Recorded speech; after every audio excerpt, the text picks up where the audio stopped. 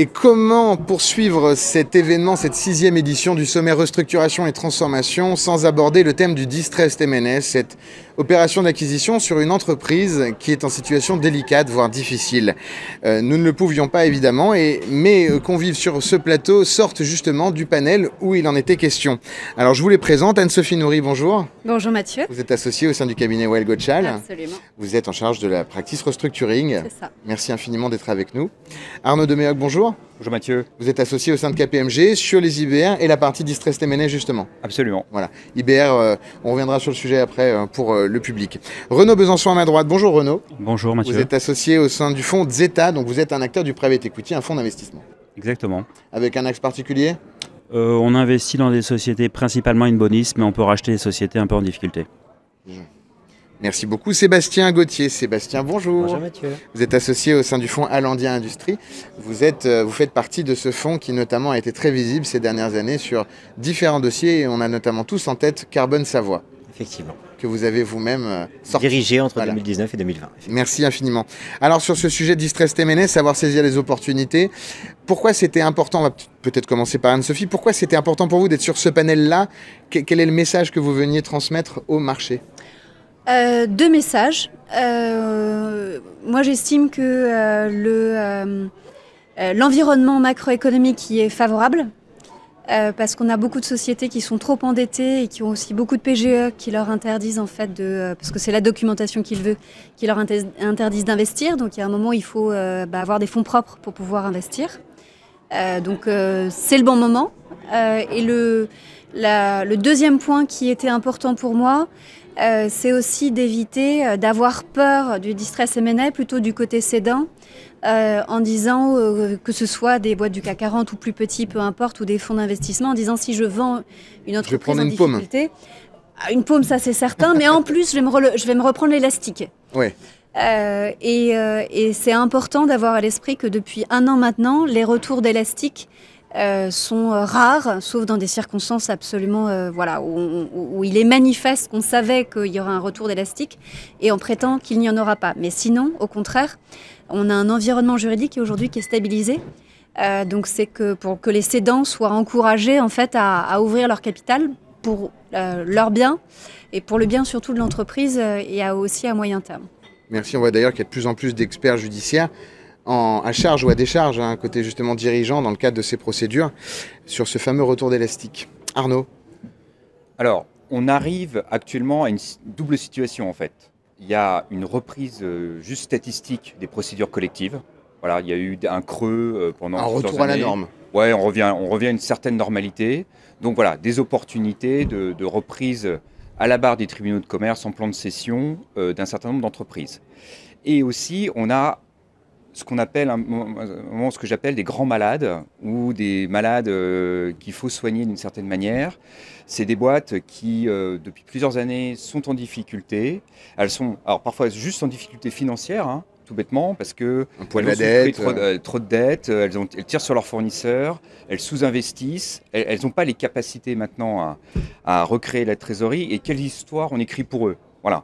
Et donc, effectivement, il va falloir maintenant, et je pense particulièrement au secteur de l'automobile, commencer à faire cette fameuse consolidation de secteur, rassembler un certain nombre d'acteurs pour créer les synergies et recréer de la valeur, parce que la valeur pour l'instant n'est plus là, il y a trop de dettes, trop de passifs, et là pour l'instant je ne parle d'ailleurs que de problématiques financières, on essaye d'adresser aussi les problématiques opérationnelles, mais il faut maintenant écrire cette nouvelle histoire d'entreprises qui en fait ne sont pas en défaut, mais ont besoin, sont en suffisante difficulté pour trouver une nouvelle histoire. On est en train, avec Vercor, avec Ors, donc, ou avec d'autres initiatives du monde de l'automobile, que ce soit de constructeurs ou sur des grosses levées de fonds, est-ce qu'on est en train de se donner les moyens de faire cette consolidation, ou est-ce que l'argent investi ou les bonnes performances d'un Stellantis servent avant tout à faire tourner le bousin et voilà. Alors ça c'est un problème, c'est-à-dire que les constructeurs ont besoin des fournisseurs. Et les fournisseurs essayent, il faut qu'ils arrivent à avoir ce rapport de force sain en fait, d'un fournisseur avec un client. Alors l'avantage dans le secteur automobile en particulier, on pourrait y revenir, c'est que maintenant il y a aussi d'autres acteurs qui arrivent, je pense notamment aux acteurs chinois, qui essayent un peu de changer la donne auprès d'un certain nombre de fournisseurs automobiles, on va dire traditionnels européens, qui ont été, je ne dis pas maltraités, mais en tout cas mis à rude épreuve par les constructeurs traditionnels. Donc voilà, donc le jeu est évolutif, mais la consolidation fait peu de doute. On fera le point l'année prochaine, Arnaud. Renaud, alors à, côté, à ma droite j'ai les investisseurs. Voilà. Alors Renaud, vous disiez, on investit d'abord dans des boîtes in bonis, donc des boîtes qui vont bien, dans du PI vanilla, ce qu'on appelle, et en même temps vous le faites, ce côté saisir les opportunités, puisque vous vous y intéressez. À quel moment vous vous dites, alors même que c'est pas forcément mon terrain de jeu naturel, j'ai envie d'y aller? Alors la réponse est très simple. On investit en fait, on rachète des entreprises qui vont pas très bien, uniquement si c'est des sociétés qui sont achetées par notre boîte du portefeuille. Ok, donc c'est des build-up. Voilà, on ne fait plus du plan de cession ab initio sans aucune synergie. Donc en fait, on est à l'affût de build-up sur des sociétés in bonis et des sociétés en difficulté, sachant que beaucoup de fonds institutionnels ont des difficultés même pour la boîte de portefeuille, à racheter les sociétés qui sont, par exemple... Pourquoi ils ont des difficultés à le faire? Parce que c'est un gros risque et qu'ils ont des LP qui sont institutionnels. Et quand on prend des gros risques et que ça ne marche pas, on doit s'expliquer pour la prochaine levée de fonds. Donc voilà, c'est comme ça les fonds, ce que j'appelle moi traditionnels. Alors que vous, ils sont en rang 2 par 2 et vous avez plus de liberté. En fait, on investit notre argent. On investit notre argent. Donc c'est un family office. On est 4 associés, on investit notre argent. Donc on n'a pas en fait je dirais l'épée de Damoclès du prochain fonds à lever, parce que si on perd l'argent, c'est le nôtre.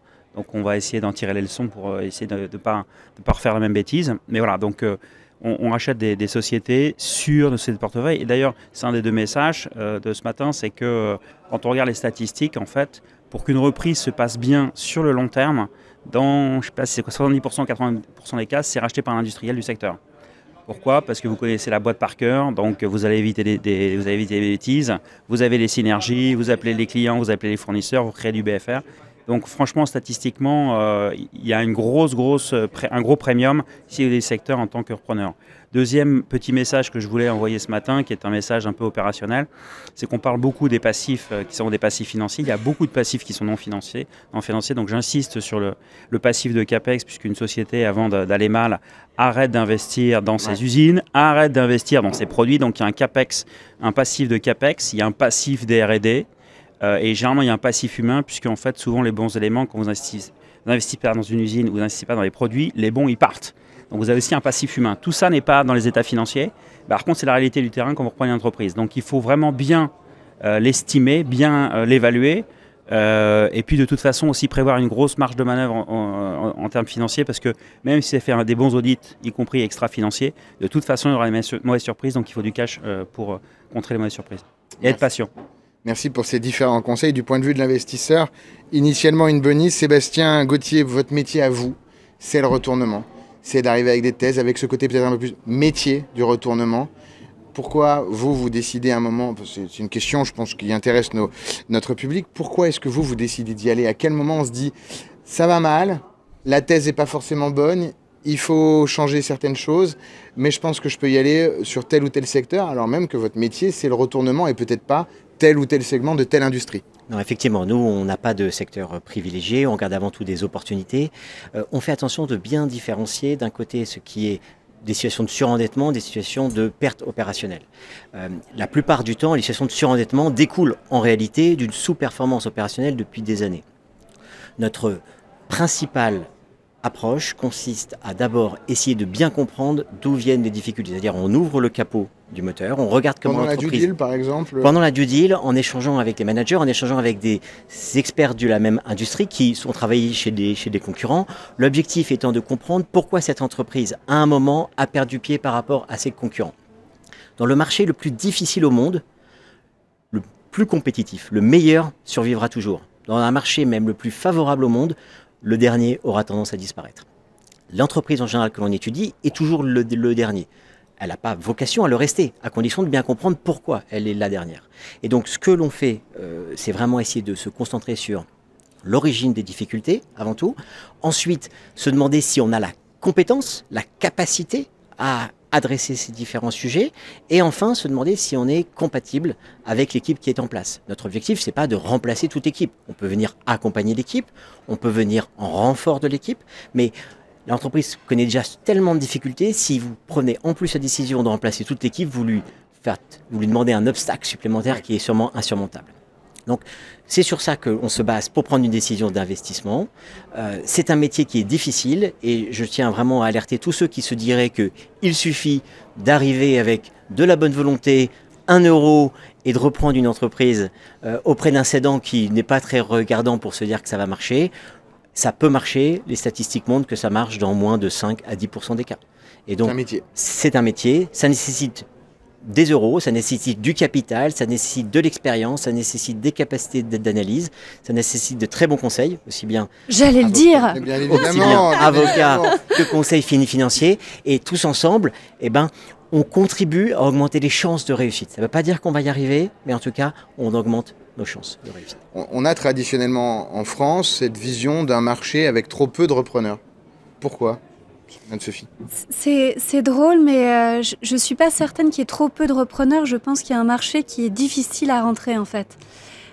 Pour avoir interrogé ou discuté avec un fonds qui avait créé en fait un fonds distress, ils ont fermé le fonds parce que la réponse ou le constat était de dire il y a pas assez de profondeur. Et je ne suis pas en train de dire qu'il n'y a pas assez d'entreprises en France ou des belles endormies. Il y en a. Simplement, en fait, il est très difficile d'ouvrir le capital de ces entreprises parce que entreprise familiale, parce que la famille vit dans l'entreprise et que c'est difficile en fait de lâcher la main. Ouais. Puisque là, on part quand même de ce prérequis en général, lorsqu'on arrive, alors on parle de reprise là, mais même dans un sujet restructuring hors reprise, il y a quand même, l'actionnaire se fait un peu rincer, les créanciers le demandent encore aujourd'hui, et donc quand on est dans une boîte familiale où par principe c'est peut-être une filiale d'un groupe familial qui a une vision long terme, ça va pas avec cette logique. En fait, c'est compliqué. Une manière qui n'a jamais été abordée jusqu'à présent, ou jusqu'à encore il y a 2 ans, c'était finalement de rentrer par la dette. On le voyait dans les gros dossiers, mais dans les plus petits dossiers, ETI, PME, ça ne se faisait pas du tout. Ça ne se faisait pas parce que les créanciers n'étaient pas conducteurs non plus de la solution. Il y avait aussi une difficulté à établir la valeur de la créance. Et puis, donc ça, pour le coup, grâce à la réforme, ces facteurs sont peut-être amodiés, ou en tout cas, les créanciers ont plus de choses à dire. Après, il va de soi, pour les raisons que mentionnait Sébastien, que arriver de manière, ou perçu de manière agressive par les actionnaires qui sont aussi le management, alors que le management, on en a besoin pour conduire ensuite le retournement, c'est pas évident. Donc disons que la faculté de rentrer par la dette, il devrait pouvoir y avoir des moyens de le faire. Encore faut-il, reste cet obstacle de garder un lien de confiance avec les actionnaires / management. Effectivement, y rentrer par la dette par ce biais-là n'est pas forcément le meilleur moyen de le faire. Merci Anne-Sophie. Sur ce sujet du marché de repreneurs, vous, chez Allandia, vous faites partie de l'AIR, donc qui vise à promouvoir justement ce marché de la reprise. Comme Anne-Sophie le disait, c'est pas facile pour des questions stratégiques d'actionnariat, d'equity. C'est pas facile non plus de rentrer dans la dette. Comment vous voyez les choses ? Ce que l'on cherche surtout, c'est à promouvoir effectivement le métier du retournement, de l'investisseur en retournement, de ne pas lui donner ce côté vautour, faucon que certains pourraient nous donner. Et puis ce que l'on cherche aussi à développer des bonnes pratiques et notamment s'assurer que des repreneurs qui viendraient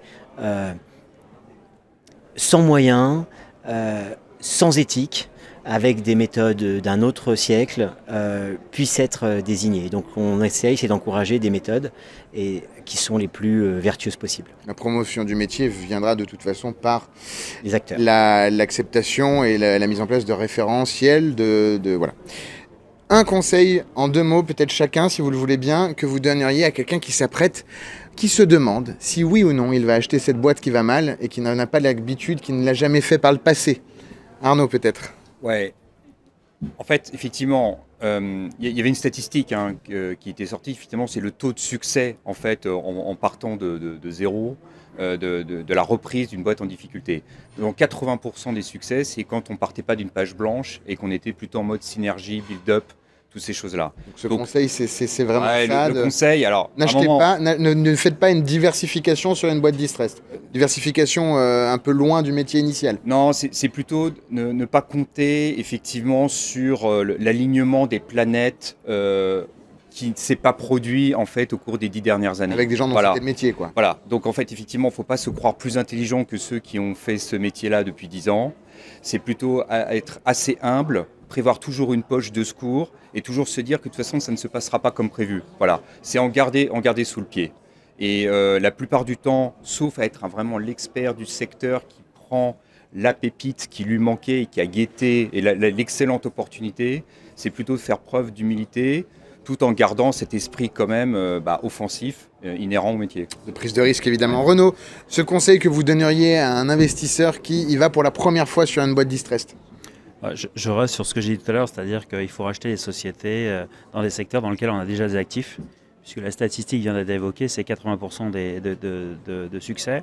Et dans les 20% d'ailleurs, on pourrait se poser la question s'il n'y a pas des sociétés qui n'ont pas redéposé, mais qui vivotent avec 1 million ou 2 millions d'EBIT et qui ne seront jamais valorisées, donc l'investisseur ne va pas retrouver son argent. Donc ça, c'est le conseil principal. Puis l'autre conseil, c'est ce que j'ai dit, c'est que on entend beaucoup de techniques sur la partie financière et juridique. Et en vérité, il faut vraiment bien je dirais, évaluer les passifs opérationnels dont j'ai parlé tout à l'heure. Ça, c'est fondamental parce que ça va rajouter de temps en temps, vous savez, c'est comme avec l'iceberg. Hein, vous avez le montant de dette, vous avez les l'EBITDA, etc., ou les l'EBIT, et vous dites, oh là là, l'equity est négatif, mais en fait, quand vous rajoutez tous les passifs opérationnels, la plus grosse partie, en fait, elle est invisible. Donc on est d'accord que ce qu'on est en train de dire, Renaud, pour que ce soit très concret pour les gens qui nous regardent, c'est on a tous en tête le rachat pour 1 euro. Donc si jamais il y a une valeur qui est tendue d'une boîte qui va très mal, ça permet déjà de la ramener sur la partie acquisition à pas grand-chose. Et cette réflexion autour des CAPEX, autour des manques de CAPEX sur les dernières années, que ce soit en R&D, en people, en outils industriels, c'est pour bien avoir en tête cette fameuse poche dont vous parliez tous les deux, parce qu'il va y avoir du taf. Oui, en fait, il y a eu un sous-investissement. L'actionnaire, en fait, qui se retrouve dans les situations de dépôt de bilan, en fait, il a, je dirais, c'est comme Fort Alamo, on a utilisé toutes les munitions. Hein. Donc, on a arrêté d'investir dans les CAPEX, on a arrêté d'investir dans l'innovation, on a laissé partir les bons, on n'a pas traité les problèmes de pollution, on n'a pas payé les RFA clients, on n'a plus payé les fournisseurs. Donc, vous retrouvez une boîte qui est complètement exsangue. Et tout ça, il faut le prendre en compte. Donc, la reprise, la mise du reprise à 1 euro n'existe pas. Vous avez le factor, par exemple, vous reprenez, vous êtes en factor. Donc, en fait, la reprise à 1 euro n'existe pas. Vous avez tout un tas de passifs. Cadeau. Non, ça n'existe pas. Plus, il faut financer les pertes. Parce que vous reprenez un certain nombre de personnel, jamais l'administrateur judiciaire va vous permettre de reprendre très très peu de personnel qui vous permet d'être tout de suite rentable. Donc vous devez financer les pertes. Et si vous ne pouvez pas financer les pertes jusqu'au point mort, sachant que le point mort sera généralement 1 an après ce que vous avez prévu, ben, vous redéposez, ce qui n'est pas forcément... Une opération intéressante voilà. Pour un fonds comme et aussi pour les employés qui vont y laisser des plumes. Évidemment, voir les fournisseurs qui se retrouveraient encore plus sur le carreau. Sébastien, votre conseil? Moi, mon conseil, c'est principalement de développer un plan de redressement qui est basé sur des facteurs que l'on contrôle et ne pas considérer que des événements externes vont avoir lieu et vont vous permettre de vous redresser. Si vous arrivez à créer un plan qui remet l'entreprise sur de bons rails avec uniquement des facteurs que vous contrôlez, eh ben, au moins, ça n'est que votre travail qui donnera le résultat escompté. Dans le cas contraire, vous mettez finalement la vie de nombreux salariés en jeu, leur situation économique, leur capacité à rembourser leurs emprunts, l'équilibre des fois familial, sur des événements sur lesquels vous n'avez absolument aucun contrôle. Donc, un bon repreneur, c'est un repreneur qui assume ses responsabilités. C'est un repreneur qui, quelque part, ne demande pas aux autres de payer pour ses propres choix. Alors qu'il compte sur lui, je me permets de rajouter, c'est que, en fait, non seulement il ne faut pas prévoir d'éléments favorables extérieurs, mais il faut prévoir des éléments défavorables extérieurs. Oui. Exemple, crise Covid, exemple, Ukraine, exemple, augmentation des matières premières, inflation, on a eu la crise de 2008. Donc, quand on regarde une période d'investissement de 5-6 ans, penser qu'il n'y aura pas de signe noir, c'est très optimiste. Merci infiniment. En tout cas, vous avez, grâce à nos différents intervenants de cette interview, bon nombre de conseils pour passer à l'action. On vous le souhaite. Merci infiniment. Merci à tous pour votre participation à cette émission et à l'événement. On vous retrouve dans un instant pour la suite des interviews. Tout se passe bien. Vous êtes sur For Change.